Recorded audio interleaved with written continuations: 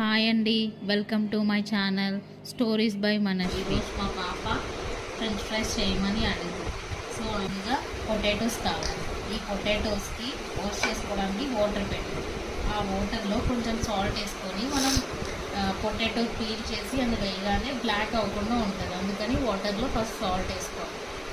Potatoes ఇలా peel చేసుకోవాలండి. But నేను మా పాప అడిగిందని చెప్పేసి ఇక్కడ మా దగ్గరలో షాప్లో తీసుకున్నానండి. కానీ ఫ్రెంచ్ ఫ్రైస్కి పొటాటోస్ మీరు హాట్ చిప్స్లో దొరుకుతాయి. మనకి ఆ పొటాటోస్ తీసుకుంటే మీకు ఫ్రెంచ్ ఫ్రైస్ చాలా కరెక్ట్గా మంచి టెక్స్చర్లో బాగా వస్తాయండి, టేస్టీగా ఉంటాయి. సాల్ట్ వాటర్లో సాల్ట్ వేసుకొని ఇలా పొటాటోస్ పెట్టుకుంటే అస్సలు బ్లాక్ అవ్వలేదు. ఇప్పుడు మీరు ఇది కూడా ట్రై చేయండి. అందంగా కట్ చేసుకోవాలండి పొటాటో ఎప్పుడైనా, అప్పుడు మీకు మంచిగా ఫ్రై అవుతుంది. లేకపోతే పచ్చిగా ఉంటుంది. ఇలా చేసుకుంటే మీకు స్ట్రైట్గా సేమ్ బయట మీకు మూవీస్లో దొరికేటట్టుగా మంచిగా వస్తుంది. చూడండి ఎలా ఉందో, స్టిక్స్లా పొడవుగా. ఈ కట్ చేసిన తర్వాత పీసెస్ ఇలా ఉంటాయండి.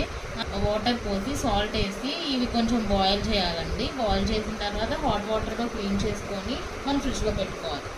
లెట్స్ డూ దట్ అండి. ఫ్రిడ్జ్లో 1 అవర్ పెట్టి తీసుకున్నాక ఇలా అవుతాయి ఫ్రెంచ్ ఫ్రైస్. దీన్ని మనం డీప్ ఫ్రై చేసుకోవాలి. డీప్ ఫ్రై చేసినప్పుడు ఆయిల్ బాగా హీట్గా ఉండాలి. నెక్స్ట్ మనం స్టవ్ది పైప్ కూడా కొంచెం హైలో పెట్టుకోవాలి. స్టవ్ని ఇలా అయ్యాలి ఒకటి